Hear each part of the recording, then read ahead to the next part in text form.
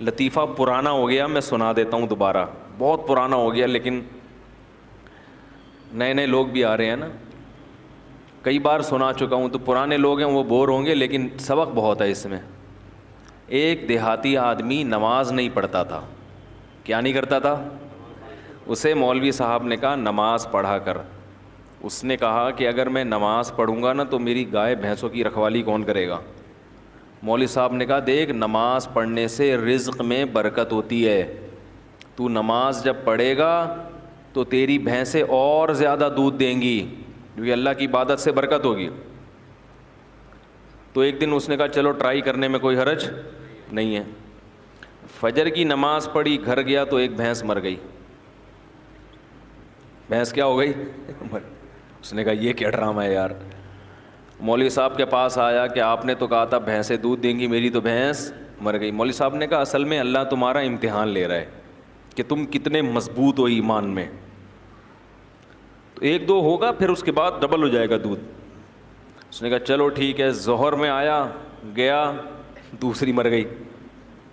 پھر امام صاحب کے پاس آیا، امام صاحب نے کہا ابھی امتحان کی کچھ کڑیاں کیا ہیں، سخت کڑیاں ہیں، اور یہ ابھی کچھ گھڑیاں باقی ہیں امتحان کی۔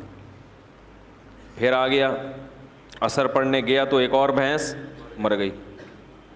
تو ایک کٹا ہوتا ہے نا بھینس کے چھوٹے چھوٹے بچے، وہ بہت شور مچا رہا تھا، تو یہ اس کو کہتا ہے زیادہ شور نہیں مچا، تو خالی 2 نفل کی مار ہے۔ تو کیا ہے؟ یعنی تیرے پیرنٹس کو مارنے کے لیے نا 4 فرض پڑھنے پڑے ہیں۔ تو وہ بڑے بڑے بھینسے تھے، تو اتنا سا ہے 2 نفل پڑھوں گا اور مر جائے گا۔ تو وہ کیوں نماز پڑھ رہا تھا؟ دانت میں کچھ پھنسا ہوا ہے۔ اس کے ذہن میں یہ بات بیٹھ گئی تھی کہ بھائی عبادت کرنے سے رزق میں برکت ہوگی۔